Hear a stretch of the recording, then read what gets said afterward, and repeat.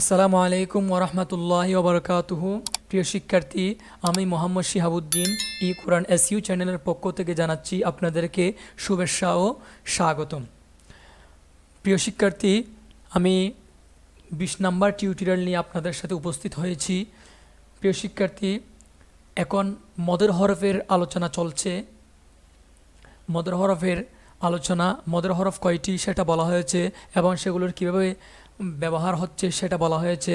যদি এগুলো না বুঝে থাকেন তাহলে 19 নাম্বার টিউটোরিয়ালটি আপনারা ফলো করতে পারেন।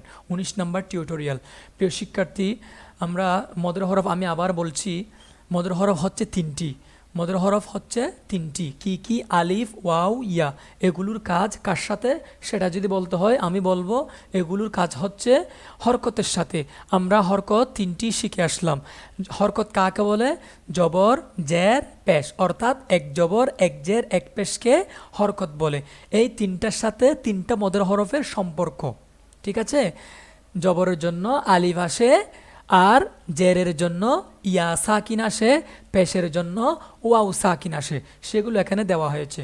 এই যে জবরের জন্য খালি আলিফ, আর পেশের জন্য ওয়াও সাকিন, জেরের জন্য ইয়া সাকিন আসে। এগুলো আসলে এক আলিফ টানতে হবে। যদি এরকম আমরা দেখতে পাই, এক আলিফ কী করতে হবে? টানতে হবে। আমি মূল পড়াতে চলে যাচ্ছি, বেশি কথা বাড়াচ্ছি না। প্রিয় শিক্ষার্থী, এটা হচ্ছে ঝা। ঝা আলিফ জবর ঝা, ঝা ওয়াও পেশ জু, টানতে হবে কিন্তু। ঝা ইয়া জের জি, ঝা জু জি। প্রিয় শিক্ষার্থী, আরেকটা মজার বিষয় হচ্ছে আমি আপনাদেরকে আজকের জন্য এই 3টা লাইন দিব। 3টা লাইন আপনারা ভালো করে শিখুন, এরপরে 21 নাম্বার টিউটোরিয়ালে চলে যান। ঝা জু জি। ত আলিফ জবর ত হবে? নো, ত হবে না, ত হবে, টানতে হবে। কেন? জবরের বাম পাশে কি আসছে? এই খালি আলিফ আসছে। নিয়মের মতো পেয়ে গেলাম, যা বলা হয়েছে সেটা পেয়ে গেলাম।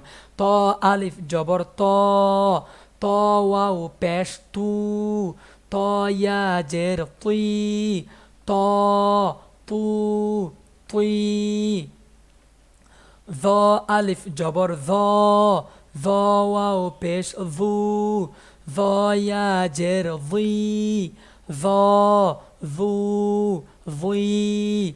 ফা আলিফ জবর ফা, ফা ওয়াও পেশ ফু, ফা ইয়া জের ফি, ফা ফু ফি। ঠিক আছে? যেটা হবে হোক, তা হোক, র হোক, লাম হোক, নুন হোক, ইয়া হোক, যেটা হবে হোক, নিয়ম অনুযায়ী আমরা বলে দিব। নিয়মের মধ্যে পড়লেই বলে দিব, যেভাবে বলা হয়েছে আর কি। আচ্ছা, এরপর আসি হা। হা আলিফ জবর হা, হা ওয়াও পেশ হু, হা ইয়া জের হি, হা হু হি। বন্ধুরা, আমি কিন্তু স্পষ্ট করে বলার চেষ্টা করছি, আপনারা ভালো করে বুঝুন।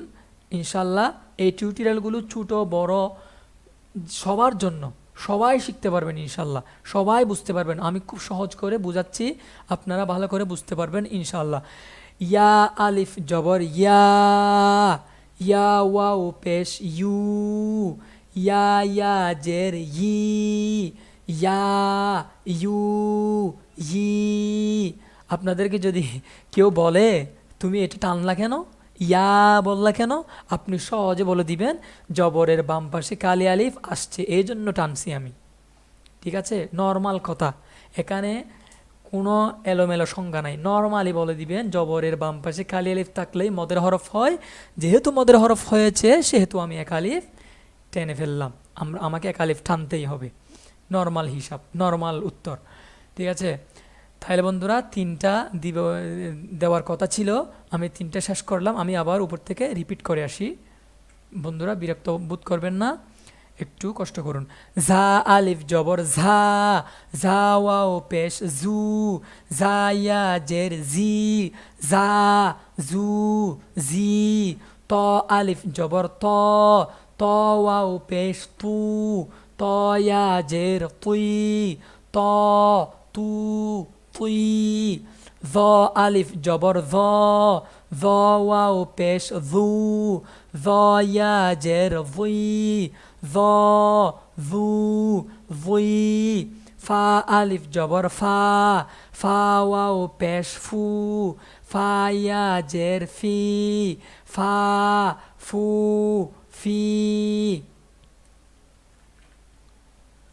হা আলিফ জবর হা হা ওয়াও পেশ হু হা ইয়া জের হি হা হু হি ইয়া আলিফ জবর ইয়া ইয়া ওয়াও পেশ ইউ ইয়া ইয়া জের ই এখানে কিন্তু দুইটা ইয়া একটা নোক্তা ওয়ালা ইয়া আর একটা নোক্তা ছাড়া ইয়া ঠিক আছে সমস্যা নেই আমরা যেহেতু জেরের বাম পাশে সাকিনওয়ালা ইয়া পেয়ে গেলাম সেহেতু টেনে ফেলবো ইয়া ইউ ই ই হবে এটা ই আচ্ছা বন্ধুরা পড়া শেষ হলো আমি বিদায় নিচ্ছি যারা আমার চ্যানেলটি সাবস্ক্রাইব করেন নাই অবশ্যই সাবস্ক্রাইব করে ফেলুন বন্ধুরা বেশি বেশি শেয়ার করুন আপনাদের যারা শেখার জন্য আগ্রহী তাদের সাথে এই ভিডিওগুলো শেয়ার করুন বন্ধুরা আসসালামু আলাইকুম ওয়া রাহমাতুল্লাহি ওয়া বারাকাতুহু